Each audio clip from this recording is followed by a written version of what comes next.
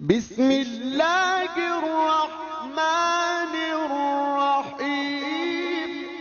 دیکھیں، بہت ہمیں احتیاط کرنے کی ضرورت ہے، ہر جگہ پر احتیاط کرنے کی ضرورت ہے، بالخصوص جہاں ہم رہ رہے ہیں اور آس پاس ہمارے جس قسم کا ماحول ہے۔ بسا اوقات ہمیں لگتا ہے کہ ایک چھوٹی سی چیز ہے، شریعت سے اتنا زیادہ کوئی ڈیویشن ہے بھی نہیں، لیکن آگے جا کر یہ چھوٹا سا جو ڈیویشن ہے وہ اتنا بڑا معاملہ بنتا ہے کہ ہو سکتا ہے کوئی کسی کو ایتھیزم کی طرف لے جائے، حتیٰ مذہب کا وہ منکر ہو جائے۔ یہ یاد رکھیے گا۔ میں آپ کے سامنے ایک مثال دیتا ہوں۔ مجھے ایک مومن نے بتلایا، اور بھی مومنین اس طرح کی باتیں بتلاتے ہیں،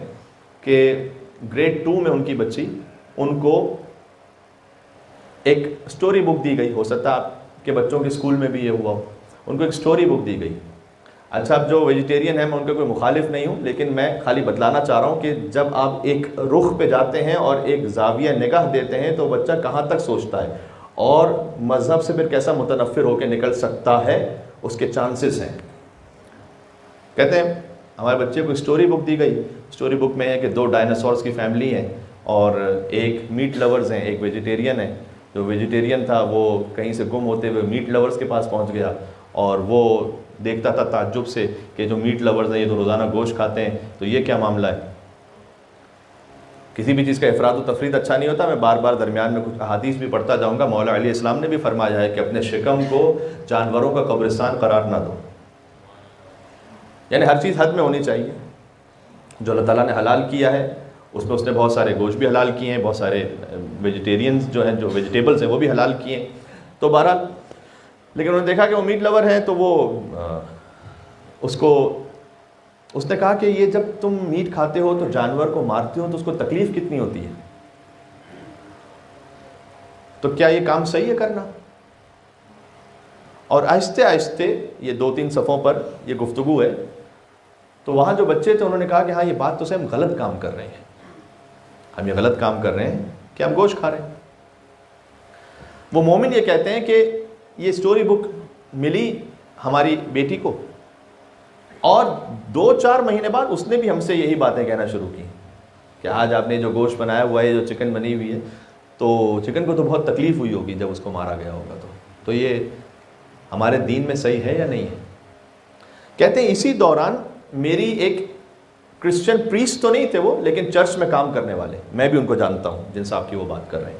ان سے میری ملاقات ہو گئی اور میں نے شیئر کیا کہ بچوں کو اسٹوری بک دی گئی ہے۔ بظاہر کتنی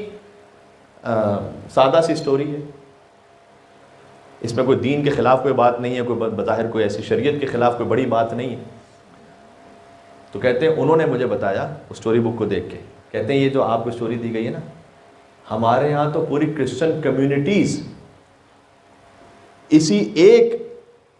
معاملے پر سارے یوتھ جو ہے نا وہ ایتھسٹ ہو گئے،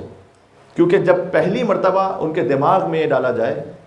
کہ یہ جو شریعت میں بات ہے کہ آپ گوشت کھا سکتے ہیں کچھ جانوروں کا، یہ ہمیں صحیح نہیں لگ رہا، اس لیے کہ جانوروں کو تکلیف ہو رہی ہے، بس یہاں سے خدا کے انعات کا معاملہ شروع ہو جاتا ہے، چاہے آپ محسوس کریں نہ کریں، جو ہو سکتا ہے 10 سال بعد منتہی ہو اس بات پر جا کر کہ ہمارے مذہب میں بہت سی چیزیں غلط ہیں، اینیمل رائٹس کا خیال نہیں ہے۔ جب اینیمل رائٹس کا خیال نہیں تو ہیومن رائٹس، تو پھر فاتحہ پڑھ لیں۔ میں کیا کہنا چاہ رہا ہوں، جو آپ ویجیٹیرین ہیں تو رہیں، اس میں کوئی مسئلہ نہیں ہے، لیکن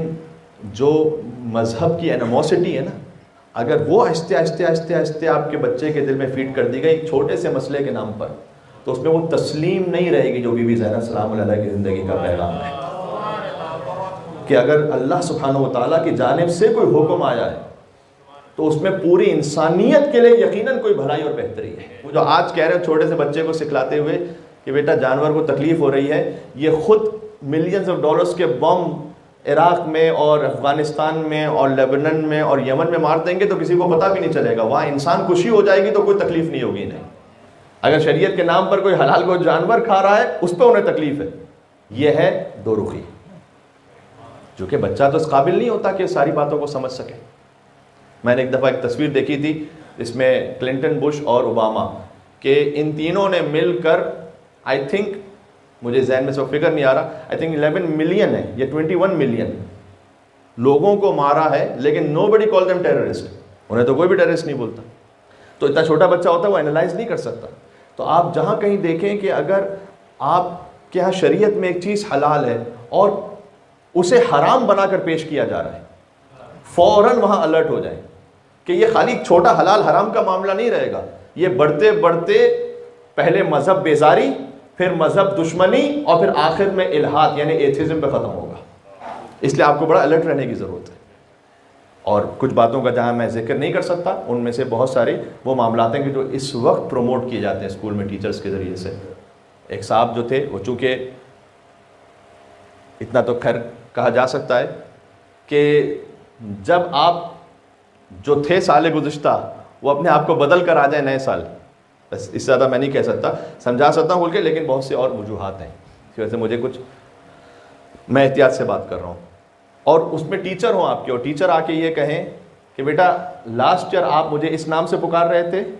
سر کہہ رہے تھے، اس بار آپ نے مجھے میڈم کہنا ہے، اور پیرنٹس جائیں اس پہ بات کرنے کے لیے کہ اگر آپ کے مطابق ایک ہیومن رائٹس کا حصہ اور آپ نے کر لیا ہے تو ٹھیک ہے، لیکن ضروری ہے کہ آپ چھوٹے چھوٹے بچوں کو بھی یہ بتائیں گے؟ تو سامنے جواب کیا ہے اس کا؟ جواب یہ ہے کہ جناب ہم ان کی ٹریننگ کریں اس لیے کہ انہیں پروفیشنل لائف میں آگے جانا ہے، اور جب یہ ایسے لوگوں سے ملیں تو کنفیوز نہ ہو، ان کے بارے میں یہ نہ سمجھیں کہ یہ کوئی کمتر لوگ ہیں یا یہ کوئی انہوں نے غلط کام کیا ہے۔ اس لیے ہم یہ چاہتے ہیں کہ ابھی سے یہ ٹریننگ دیں۔ یہ دو تین میں نے آپ کے سامنے مثالیں کیوں پڑھی ہیں؟ یہ مثالیں اس لیے پڑھی ہیں کہ مومن ہو جانا فقط کمال نہیں ہے، اپنے آپ کو تسلیم اور رضا کی منزل پر باقی رکھنا کمال ہے، کم ہوتا ہے۔ اللہم صلی علی محمد و علی محمد۔